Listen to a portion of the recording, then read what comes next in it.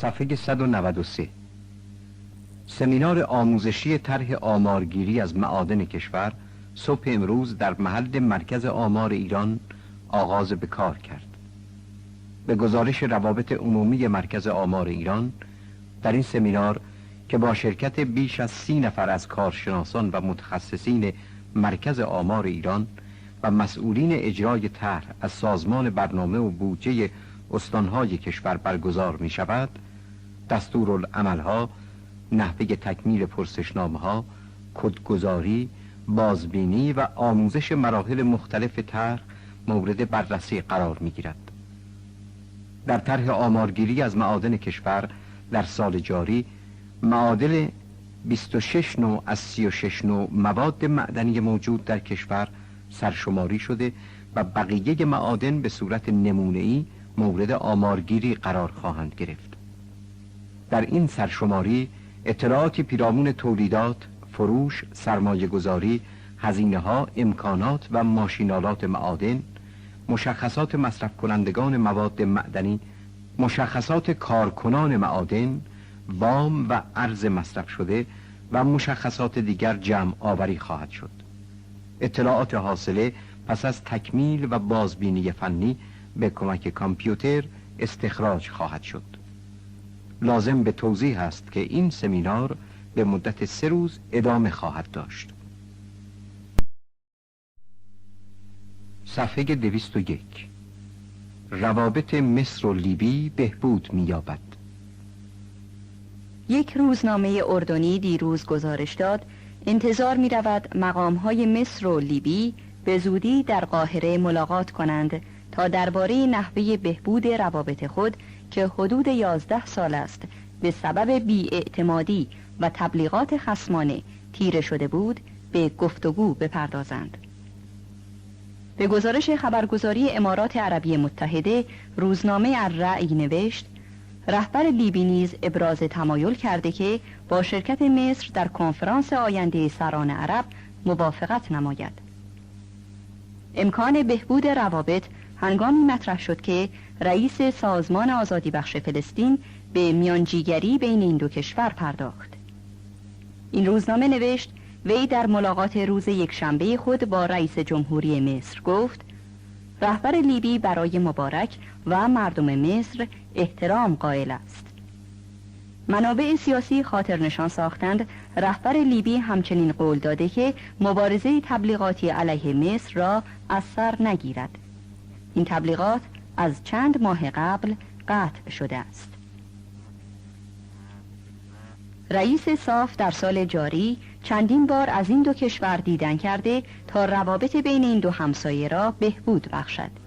این روزنامه نوشت مصر از لیبی تقاضا خواهد کرد اجازه دهد از حریم هوایی آن برای مسافرت از قاهره به تونس، الجزیره و مغرب استفاده کند.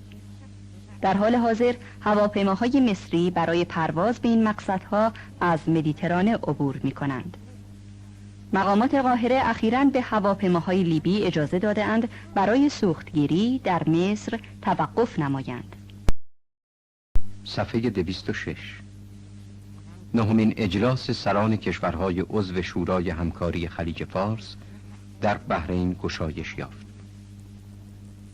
واحد مرکزی خبر: نهمین اجلاس سران کشورهای عضو شورای همکاری خلیج فارس دیشب کار خود را در منامه پایتخت بحرین آغاز کرد. به گزارش فرانس پرس از منامه، مقامات بحرین تدابیر امنیتی شدیدی تدارک دیدند و رفت و آمد هوایی کشور را به منظور تسهیل ورود امرای خلیج فارس ممنوع کردند.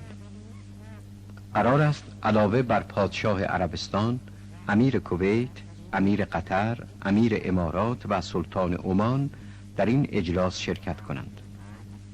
دبیر کل شورای همکاری خلیج فارس روز گذشته اعلام کرد این اجلاس که پس از برقراری آتشبس جنگ ایران و عراق برای نخستین بار تشکیل می شود، در 4 جلسه برگزار خواهد شد و روز پنجشنبه به پایان می رسد. سران کشورهای شورای همکاری خلیج فارس دیروز قبل از گشایش اجلاس برای تعیین موضوع مورد بحث با یکدیگر دیدار کردند. امیر امارات در مصاحبه با خبرگزاری الخلیج با اشاره به اهمیت نقش شورای همکاری خلیج فارس در نزدیک کردن مواضع ایران و عراق، شکست بنبست مذاکرات صلح ایران و عراق را مورد تأکید قرار داد. بر اساس اطلاعات رسیده از دفتر شورای همکاری خلیج فارس، رهبران شیخ نشین‌های خلیج فارس علاوه بر این وضعیت منطقه، گام‌های صلح صاف پس از اعلام تشکیل کشور فلسطین و نیز بحران لبنان و همکاری‌های چند جانبه را بررسی خواهند کرد. بر اساس گزارش فرانس پرس، وزرای نفت 6 کشور خلیج فارس نیز قرار بود دیروز در منامه تشکیل جلسه دهند. صفحه 210. گاندی خواستار آغازی نو در روابط چین و هند شد. نخست وزیر هند اولین رهبر این کشور که در طول 34 سال گذشته از چین دیدار می کند، دیروز در بدو ورود به پکن خواستار آغازی نو در روابط دو کشور شد و قول داد که منازعات دیرپای دو کشور به طریقی صلح جویانه حل و فصل شود. گزارش یونایتد پرس به نقل از شین هوا، خبرگزاری رسمی چین حاکی است، گاندی به مدت چندین ساعت با نخست وزیر چین در مورد مسائل مختلف مورد علاقه دو کشور مذاکره کرد و روی این نکته که اختلافات دو طرف بر سر مرزهای مشترک دو کشور همچنان آزاردهنده ترین مسئله در روابط چین و هند است توافق کردند. نخست وزیران چین و هند متعهد شدند که برای حل و فصل صلح جویانه این منازعه کوشش کنند. بنابراین گزارش نخست وزیر چین گفت در این حال که مشکل مرزهای دو کشور مانعی در راه بهبود روابط چین و هند است، دو کشور دیگر نباید به هیچ برخورد مسلحانه دیگری متوسل شوند. شایان ذکر است از سال 1981 تا کنون 8 دور گفتگوهای مرزی بین چین و هند بی نتیجه مانده است و هر دو کشور در طول مرز 4500 کیلومتری خود نیروهای نظامی متمرکز کرده اند. پرستوها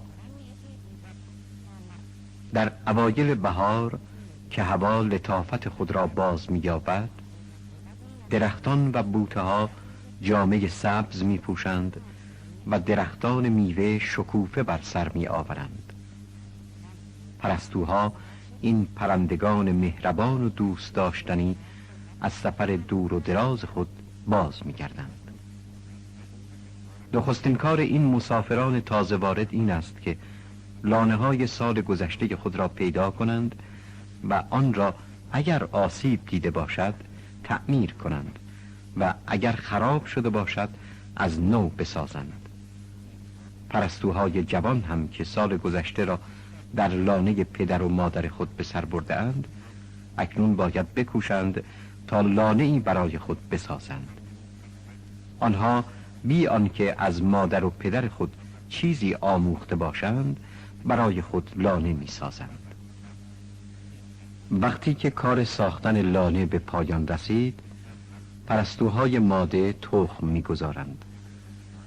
هر پرستوی ماده 4 تا 6 تخم سفید رنگ می گذارد و مدت 12 روز روی آنها می خوابد. وقتی که جوجه ها از تخم بیرون آمدند، پدر و مادر مدت 3 هفته از آنها مواظبت می کنند. پس از آن جوجه ها به دنبال پدر و مادر پرواز می کنند و روش شکار کردن را از آنها می آموزند. مهر مادری پرستوها در میان جانوران دیگر نظیر ندارد. پرستوهایی دیده شده اند که وقتی لانه‌شان در آتش می سوخته بی پروا خود را به درون آتش انداختند تا جوجه های خود را نجات بدهند.